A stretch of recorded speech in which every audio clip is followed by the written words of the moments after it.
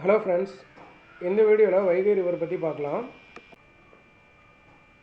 இப்போ வடகிழக்கு பருவமழை ரொம்ப தீவிரமடைஞ்சிருக்கிறதுனால மேகமலை, வெள்ளிமலை மலைப்பகுதிகளெல்லாம் ரொம்ப அதிகமாக மழை பெய்யுது. இங்கிருந்து தான் வைகை ஆறு உருவாகுது. அதனால் இந்த ஏரியாவை சுற்றியுள்ள வருசநாடு, கண்டமனூர், கடமலைக்குண்டு போன்ற கிராமங்கள்லாம் போகக்கூடிய வைகை ஆறில் 2 சைடும் கரையை தொட்ட மாதிரி தண்ணி போகுது. கண்டமனூர்லேருந்து கடமலைக்குண்டு போகிற வழியில் வைகை ஆறு போகிற இடங்கள் எல்லாமே இப்போ ஃபுல்லாக தண்ணி போகிறதுனால அந்த இடங்கள் எல்லாமே பார்க்குறதுக்கு ரொம்ப அழகாகவே இருக்குது. கடமலைக்குண்டு பிரிட்ஜில் இருந்தும் அந்த வைகை ரிவர் போகிற அழகை பார்த்துக்கிட்டே இருக்கலாம். வைகை ஆறில் இப்போ அதிக அளவு தண்ணி போகிறதுனால வெள்ள அபாய எச்சரிக்கை விட்டுருக்காங்க. ஸோ அதனால் இந்த டயத்தில் ஆற்றுல இறங்குறது வந்து நாட் சேஃப். கண்டமனூர்லேருந்து கடமலைக்குண்டு போகிற வழியில் சின்னமனூர், மேகமலை போகிறதுக்கு ஒரு பாதை போகும். அந்த வழியாக போனோம் அப்படின்னா ஒரு 10 to 15 மினிட்ஸில் நம்ம வீரபாண்டி ரிவர் போகிற மாதிரி ஒரு ரிவர் வியூ பார்க்கலாம். இந்த பிளேஸில் நல்ல ஹெவி ரெய்னி சீசனில் மட்டும்தான் தண்ணி வரும்.